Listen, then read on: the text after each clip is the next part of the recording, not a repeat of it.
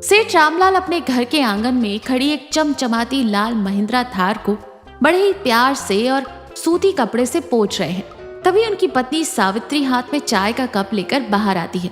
सुन रहे हैं जी, सुबह से इस लोहे की गाड़ी को ऐसे नहला धुला रहे हैं जैसे कोई छोटा बच्चा। लीजिए, चाय ठंडी हो रही है, पी लीजिए। ये कोई मामूली लोहे की गाड़ी नहीं है सावित्री, महिंद्रा थार है। पूरे गांव में किसी के पास नहीं है ऐसी गाड़ी। अगले महीने जब हमारा बेटा शहर से शादी करने आएगा तो उसे इसी में बैठाकर बारात ले जाऊंगा। मेरी बहुत पुरानी हसरत थी। हाँ जी, वो तो मैं जानती हूँ, पर मेरी एक बात मानिए, गांव के इन उबड़ खाबड़ और कच्चे रास्तों पर इसे खुद चलाने की कोशिश मत कीजिएगा। शहर से कोई अच्छा तजुर्बेकार ड्राइवर रख लीजिएगा। तभी आंखों पर काला चश्मा लगाए और राम बाबू की एंट्री होती है। राम राम सेठ जी, मैंने सुना आपको अपनी इस लाल परी के लिए एक हेवी ड्राइवर की तलाश है। समझो आपकी तलाश पूरी हो गई। राम बाबू को ऊपर से नीचे तक घूरते हुए कहता है, तू चलाएगा मेरी नई थार? अरे कभी साइकिल के अलावा कुछ और चलाया भी है जीवन में? सेठ जी, क्या बात कर दी आपने। 10 साल का एक्सपीरियंस है मुझे। सिटी में मर्सिडीज, BMW जैसी बड़ी बड़ी गाड़ियां मैंने बाएं हाथ के खेल की तरह चलाई हैं। ये थार तो मैं आंख बंद करके भी चला लूंगा। आंख बंद करके चलाएगा तो सीधा नदी में जाकर गिरेगा। सुनिए जी, मुझे इस लड़के के हाव भाव कुछ ठीक नहीं लग रहे हैं। बातें कुछ ज्यादा ही बड़ी बड़ी कर रहा है। अरे सावित्री, तुम औरतों को इन सब में क्या पता। सिटी रिटर्न है अपना राम बाबू। ठीक है राम बाबू, कल से ड्यूटी पर आ जा। कल हम इस गाड़ी में बैठकर नदी के किनारे वाले रास्ते से पूरे गांव का चक्कर लगाएंगे। पूरा गांव देखेगा सेठ रामलाल की शान। डन सेठ जी, कल आपको ऐसी राइड दूंगा कि आप जिंदगी भर याद रखेंगे। राम बाबू ड्राइविंग सीट पर है और रामलाल बगल वाली सीट पर बैठे। राम बाबू बहुत ही झटके मारकर रफ तरीके से गाड़ी चला रहा है। रामलाल डर के मारे गाड़ी का ऊपरी हैंडल कसकर पकड़े हुए। अरे राम बाबू, धीरे चला मेरे बाप। ब्रेक मार रहा है या मेरी जान निकाल रहा है? मेरी तो किडनियां हिल गई। अरे सेठ जी, इसे ही तो सिटी ड्राइविंग कहते हैं। Speed, full speed. तभी सामने एक छोटी नदी आ जाती है। किनारे पर काफी पानी और कीचड़ है। राम बाबू, गाड़ी साइड से निकाल ले, आगे बहुत कीचड़ और पानी है। साइड से क्यों सेठ जी? आपकी गाड़ी के पीछे क्या लिखा है? 4x4। मैंने टीवी ऐड में देखा है। ये गाड़ी पानी और कीचड़ को चीरते हुए निकल जाती है। आज इसका असली टेस्ट करते हैं। अरे नहीं, रोक इसे। रामलाल के कुछ भी करने से पहले राम बाबू गाड़ी को सीधा कीचड़ और पानी में उतार देता है। अब गाड़ी आधी पानी में जा चुकी है और एक भयानक आवाज आ रही है और इंजन बंद हो चुका है। राम बाबू बार बार चाबी घुमाता है लेकिन गाड़ी स्टार्ट नहीं होती। रामलाल गाड़ी के बोनट पर सिर पकड़े बैठे। बगल में पानी में खड़ा राम बाबू डर से कांप रहा है।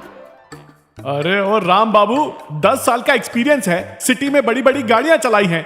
ऐसा बोलकर तूने नौकरी ली और मेरी नई थार को लाकर इस नदी में डुबो दिया। आखिर क्या सोचकर तूने इसे पानी में घुसाया बे?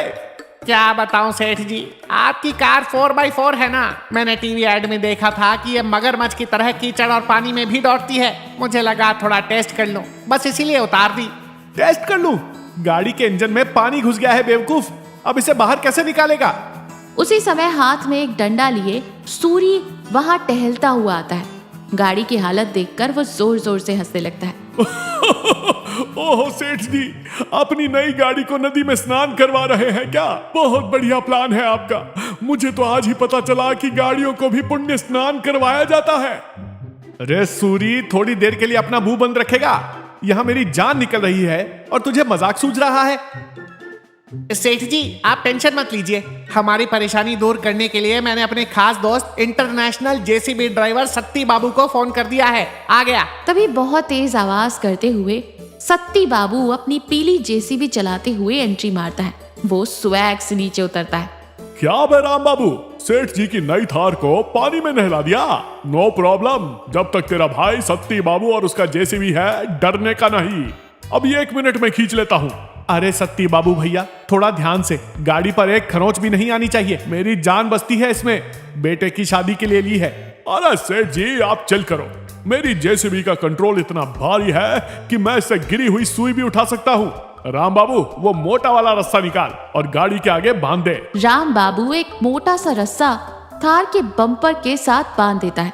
सत्ती बाबू जेसीबी में बैठता है और गाड़ी खींचना शुरू करता है। जेसीबी जोर लगाती है। गाड़ी का आगे का बम्पर टूटता हुआ हवा में आ जाता है, लेकिन गाड़ी अपनी जगह से 1 इंच भी नहीं हिलती। हाय रे भगवान, मेरी नई गाड़ी की नाक ही तोड़ दी इसने।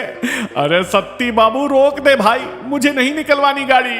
सेठ जी, गाड़ी की बॉडी तो एकदम सेफ है, इस बेचारी की नाक थोड़ी डैमेज हो गई है। कोई बात नहीं, शहर ले जाकर गाड़ी की प्लास्टिक सर्जरी करवा देंगे।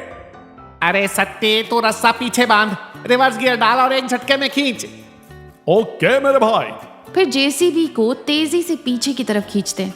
गाड़ी थोड़ी सी आगे आती है, लेकिन अचानक तनाव की वजह से रस्सी बीच में से टूट जाती है। झटके से जेसीबी का भारी लोहे का बकेट पीछे की तरफ आता है और सीधा थार के शीशे पर आकर टकराता है। ओरी मैया, मेरा 70,000 रुपए का शीशा।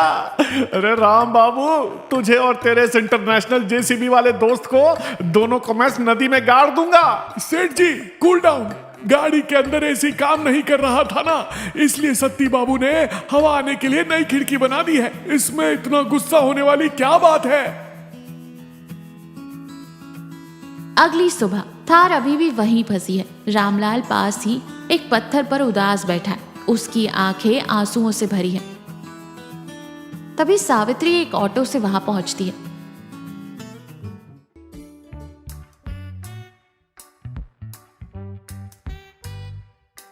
गाड़ी की दुर्दशा देखकर वो हैरान होकर कहती है, हे भगवान, ये क्या हाल बना दिया गाड़ी का। रामलाल अपनी पत्नी को देखते ही एक छोटे बच्चे की तरह रोने लगते हैं। मुझे माफ कर दे सावित्री, तू सही कह रही थी। मेरा दिखावा और मेरा झूठा घमंड मुझे ले डूबा। बेटे की बारात के लिए शान से गाड़ी ली थी और अपने ही हाथों से सब बर्बाद कर दिया। सावित्री रामलाल के कंधे पर हाथ रखकर, शांत हो जाइए, जो होना था वो हो गया। इंसान की जान से बढ़कर लोहे की कोई मशीन नहीं होती। आप एकदम सुरक्षित हैं। मेरे लिए बस यही काफी है। लोहे की ही तो चीज है, गैराज में जाएगी तो फिर से नई जैसी हो जाएगी। फिर सावित्री पीछे पेड़ के पास डर से कांप रहे राम बाबू की तरफ मुड़ती है। राम बाबू, पीछे से एक ट्रैक्टर आ रहा है गाड़ी को धक्का लगाने के लिए, तो चुपचाप गाड़ी के अंदर बैठ, स्टार्ट कर और रिवर्स गियर डालकर गाड़ी को पीछे की तरफ ले। ये सुनते ही राम बाबू फूट फूट कर रोने लगता है और दौड़कर सावित्री और रामलाल के पैरों पर गिर पड़ता है। मुझे माफ कर दीजिए मालकिन, मैं रिवर्स गियर नहीं डाल सकता। क्यों नहीं डाल सकता बे? 10 साल का एक्सपीरियंस है ना तुझे। कैसा एक्सपीरियंस सेठ जी? वो तो मैंने 3 दिन पहले संडे मार्केट से 3 दिन में कार चलाना सीखे नाम की 50 रुपए की किताब खरीदी थी। रामलाल और सावित्री एक साथ चौंकते हुए कहते, क्या? 50 रुपए की किताब? राम बाबू अपनी जेब से एक फटी हुई किताब निकालते हैं। हाँ सेठ जी, उस किताब में पहले 5 गियर के बारे में तो सब लिखा था, लेकिन जिस पन्ने पर रिवर्स गियर के बारे में लिखा था उसे चूहे कुतर गए थे, इसलिए मुझे गाड़ी पीछे करना नहीं आता। वाह रे मेरे भाई, 3 दिन में किताब पढ़कर गाड़ी सीधे नदी में कुदा दी। अरे राम बाबू, अगली बार कोई किताब खरीदे ना भाई, तो पहले चेक कर लेना कि उसमें सारे पन्ने हैं या नहीं। इतनी बड़ी टेंशन के बीच भी राम बाबू की इस बेवकूफी पर सावित्री को हंसी आती है। हे भगवान, चूहों की खाई हुई किताब ने हमारी नई गाड़ी खा ली। सुनिए जी, अब इसे मारने पीटने से कोई फायदा नहीं है। अज्ञानता से बड़ा कोई दुश्मन नहीं होता। हमने बिना पूरी जांच पड़ताल किए इसे काम पर रखा, गलती हमारी भी तो है। सेठ जी, मैं बहुत गरीब आदमी हूँ, मैं गाड़ी के नुकसान के पैसे तो नहीं दे पाऊंगा, लेकिन जब तक पाई नहीं चुकता हो जाती, मैं आपके खेतों में बिना पैसे लिए मजदूरी करूंगा। मुझे पुलिस के हवाले मत करना मालिक। तूने मेरी आंखें खोल दी राम बाबू। मेरा वो झूठा रुतबा और तेरा ये आधा ज्ञान, दोनों ने मिलकर इस बेजुबान गाड़ी की जान ले ली।